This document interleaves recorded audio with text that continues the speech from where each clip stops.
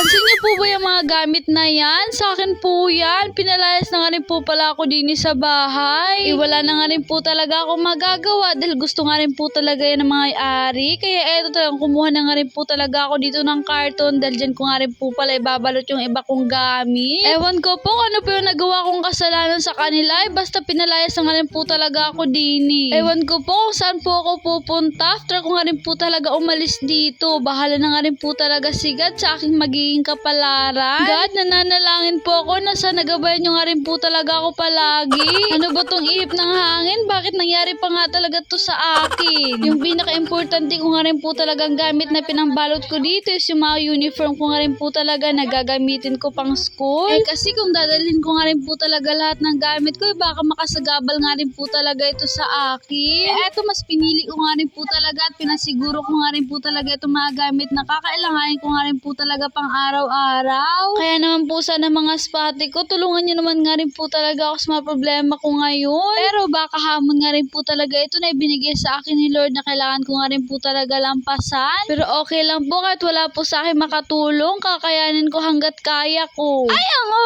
email lang yun mga te. Oh, ano, nabiro ko kayo, no? Charis lang mga day. So, today nga rin po pala, silipat na nga rin po pala ako doon sa farm dahil doon nga rin po pala kami titira na nila mama. Siyempre, dalilipat na nga rin po talaga tayo, doon na nga rin po talaga tayo sa farm. Kaya ito talagang kailangan nga rin po talaga natin mag-ready ng ating mga gamit para sa gagamitin nga rin po talaga natin doon. By the way nga po pala mga spate ko, yung pinangsabi ko nga rin po pala kanina is eme ko nga rin po pala yung para may thrill nga talaga. O diba gabi nga talaga yung aking for the acting-actingan. Ay, for the go. Ay, walang mga ganun te. Babay taham, dun muna ako sa farm sa Bugtong. Before nga rin po pala ako umalis dito sa taham habang naghihintay naman nga rin po pala ako kalakuya. For the TikTok naman nga rin po pala ako dini. And hanggang dito na nga lang po pala ang short vlog natin. Bye-bye.